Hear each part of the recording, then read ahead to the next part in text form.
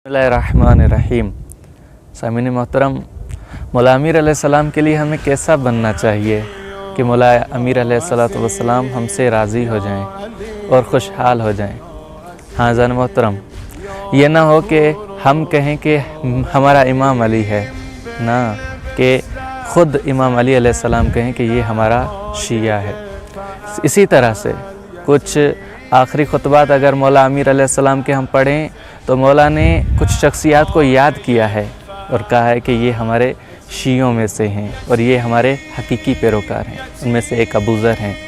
अबू ज़र वो शख्सियत हैं, वो सहाबी अमीर अल-मोमिनीन हैं कि जिसे जब घर में फाके पड़ रहे थे, जब घर में खाने के लिए कुछ नहीं था, जब उनकी बेटियां फाकों पर थीं, कुछ खाया हुआ नहीं था, उस वक्त हज़रत अबू ज़र के घर में रात के अंधेरे में कुछ लोग आते हैं और आके कहते हैं, ए अबू ज़र, दुनिया के माल मता ले लो, दुनिया की हुकूमत ले लो और अली को छोड़ दो।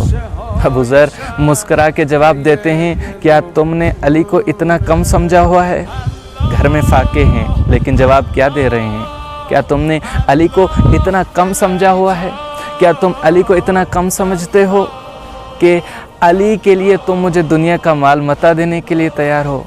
अली ऐसी शख्सियत नहीं है कि मैं अली को दुनिया की गवर्नरी पर छोड़ दूं। हाँ, इसीलिए जब मौला कायनात हज़रत अबू ज़र को याद करते थे तो ज़ारो कतार रोते थे, आहो बुका करते थे, गिरिया फरमाते थे। पूछने वाले पूछते थे, या अली क्यों रो रहे हैं?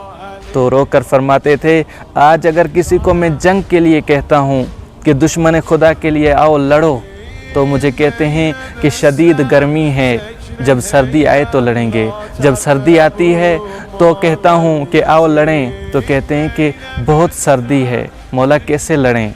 लेकिन अबू ज़र वो मेरे सच्चे साहबी थे कि जब कोई भी मुश्किलात आ जाती थी, जब सोता था तो अपनी तलवार नियाम से निकाल कर सोता था ताकि कहीं अली बुलाए और मुझे देर ना हो जाए।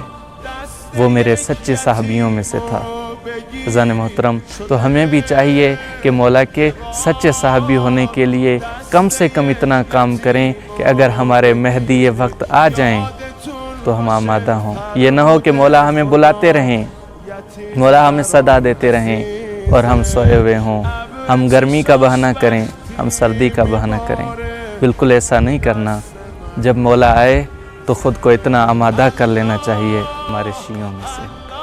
अस्सलामु अलैकुम व रहमतुल्लाह।